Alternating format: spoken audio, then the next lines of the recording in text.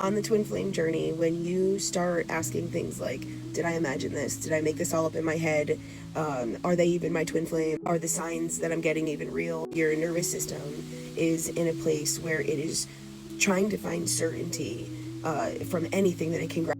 The Spotify thing might very well be connected. It might feel connected. The songs that you're hearing might feel and sound like they are speaking directly to the connection. There might be telepathic energy there. There might be mirroring there. There might be a lot of synchronicities there. I would still be careful using songs and playlists and numbers or signs as the main proof of somebody's love. Signs can confirm energy and timing and awareness or activation, but they don't replace communication. They don't replace emotional availability either. They definitely don't replace somebody choosing to show up in a consistent, grounded way. So if he's listening to songs that you just listened to, that could be meaningful, yes. But the bigger question is still, what is he doing in real life? Is he communicating?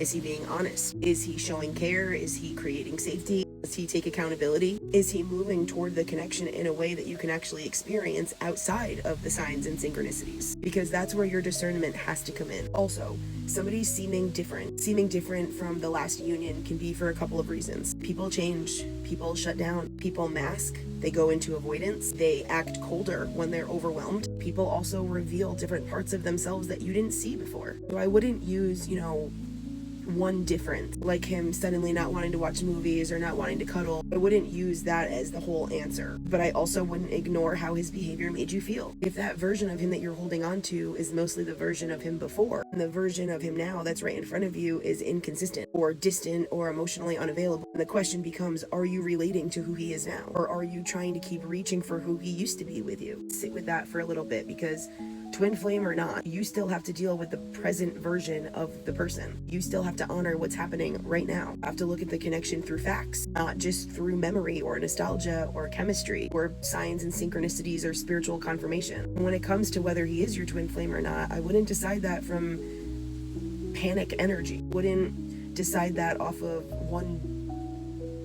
cold phase. And I also wouldn't decide that from signs and synchronicities alone either. Start asking cleaner questions. Does this connection bring deep soul recognition? Does it activate truth in both of you? Does it mirror your wounds in a way that it's pushing you towards growth? Does it keep calling you back into your own embodiment and your own sovereignty? Does it create a deeper spiritual awakening? Does it reveal where you abandon yourself? Does it force you to stop chasing proof and instead start choosing your own peace? Those are much stronger questions than, did he listen to my playlist, or is he listening to the same songs that I'm listening to? Or did he want to cuddle the same way he used to? Because even if he does have feelings, and even if there is a real soul connection there, that still doesn't mean that he's emotionally capable of giving you what you need right now, of loving you the way that you need right now. I feel like that's the part that a lot of people don't want to say, they don't want to talk about. Somebody can absolutely feel the connection and still avoid it. It can love you and be emotionally immature still. It can be activated by you and still choose silence or still choose running. They can mirror you and still not be able to meet you where you're at. Stop trying to prove the connection through signs and synchronicities just for a little bit. Come back to what's actually happening in the 3D reality. Let the signs be information for you, but don't let them become the entire relationship. If he's talking to you, then honor that as information, as data. If he's acting different,